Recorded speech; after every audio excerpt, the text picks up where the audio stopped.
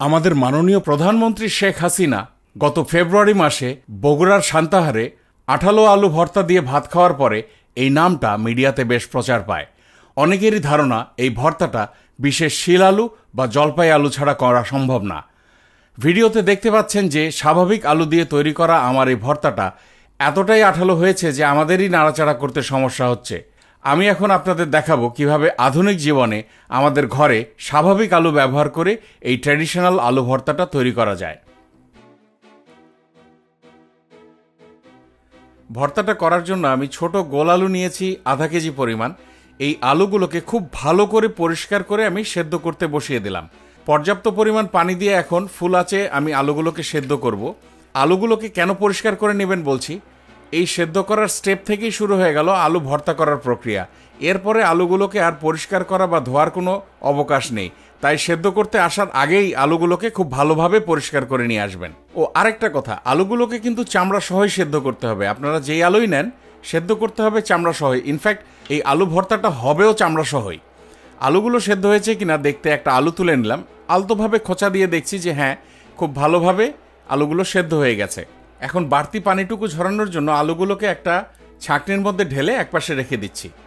একটা প্যানের মধ্যে 2 টেবিল চামচ সর্ষের তেল নিয়ে নিলাম, নিয়ে খুব ভালোভাবে এটাকে গরম করতে হবে।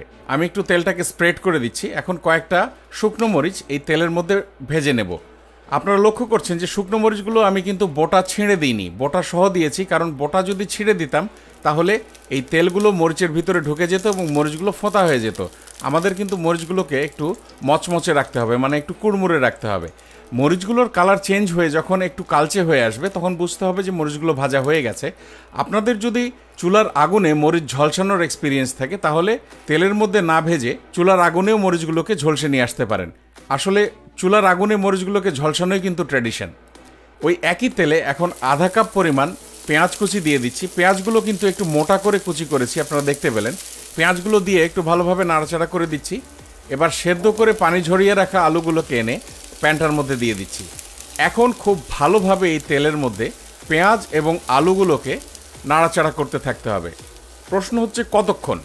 আমরা ততক্ষণ এটাকে ভাজবো যতক্ষণ পেঁয়াজের কালারটা চেঞ্জ হয়ে না স্বচ্ছ হয়ে যায়। আচ্ছা, আমি এখানে ছোট আলু দিয়ে ভর্তাটা করছি। একই ভর্তা কিন্তু আপনারা মাঝারি আকারের আলু দিয়েও করতে পারবেন। তবে এই আলু ভর্তাটা কিন্তু বড় হল্যান্ডের যে আলু বলি আমরা, সেই আলু দিয়ে ভালো হবে না। আমার পেঁয়াজগুলো স্বচ্ছ হয়ে গেছে, কিছু কিছু পেঁয়াজের মধ্যে একটু গোল্ডেন কালারও চলে এসছে।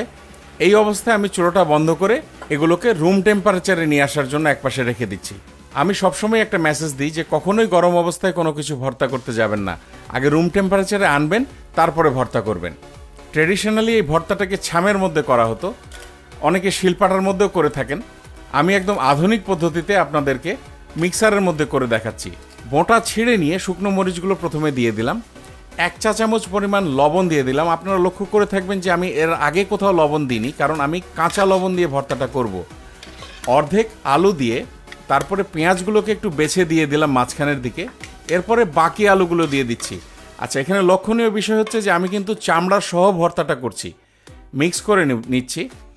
আমি প্রথমে আনুমানিক 10 সেকেন্ডের মতো মিক্স করলাম, করে এনে আপনাদের দেখাচ্ছি। দেখেন যে আমাদের ভর্তাটা কিন্তু অলরেডি আঠালো হয়ে গেছে, যদিও এখনও অনেকগুলো আলু গোটা আছে, মরিচ গোটা দেখা যাচ্ছে, কিন্তু আমাদের যে স্টিকি ভাবটা দরকার ছিল বা যে আঠালো ভাবটা দরকার ছিল সেটা কিন্তু আসতে শুরু করেছে। আপনাদের যদি মিক্সারের বাটি ছোট হয় তাহলে কয়েকবারে করবেন, একবারে এতগুলো দিতে যাবেন না, তাহলে মিক্সারটা নষ্ট হয়ে যাবে। আমাদেরকে কিন্তু এখন বেশ কয়েকবার মিক্স করতে হবে। আমি একটু আঙুলে নিয়ে আপনাদের দেখিয়ে দিচ্ছি যে এটা কতটা আঠালো হয়েছে। আবারও মিক্স করে নিয়ে আসলাম।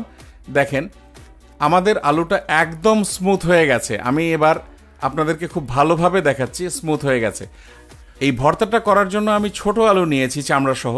আগেই বলেছি যে আপনারা হল্যান্ডের যে আলু, বড় বড় যে হল্যান্ডের আলু, সেই আলু দিয়ে এই ভর্তাটা ভালো হবে না। মাঝারি সাইজের গোল আলু বা লাল রঙের আলু দিয়ে এই ভর্তাটা করার চেষ্টা করবেন। হয়ে গেছে আমার ভর্তাটা, একটু শো অফ করার জন্য সাজিয়ে দিচ্ছি। এই ভর্তাটা যেহেতু সব জায়গায় লেগে যায়, সাজানোর আগে প্লেটের মধ্যে একটু তেল মাখিয়ে নেবেন, সর্ষের তেল, আর নাড়াচাড়া করার আগেও হাতে এভাবে একটু তেল মাখিয়ে নেবেন, তাহলে নাড়াচাড়া করতে সুবিধা হবে। আচ্ছা, মাঝারি সাইজের আলু নিলে আলুগুলোকে সেদ্ধ করার পরে পানিটা ঝরিয়ে নিয়ে একটু ছোট ছোট টুকরো করে নিতে হবে ভাজতে আসার আগে, তাহলেই কিন্তু এই ফলাফলটা আপনারা পাবেন। প্লিজ আপনারা এনজয় করবেন।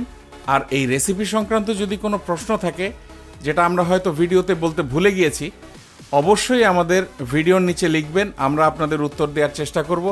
আর এই আঠালো আলু ভর্তাটাকে আমার এলাকায় কিন্তু বলে চিটকা আলু ভর্তা, আবার কোনো কোনো এলাকায় বলা হয় এঁটেল আলু ভর্তা। তো অবশ্যই বাসায় আলু ভর্তাটা তৈরি করবেন, ফ্যামিলির সাথে এনজয় করবেন। আবারও দেখা হবে অনলাইনে নতুন কোনো রেসিপি নিয়ে। সেই পর্যন্ত সবাই ভালো থাকবেন, আমাদের জন্য দোয়া করবেন। ভিডিওটি দেখার জন্য অসংখ্য অসংখ্য ধন্যবাদ।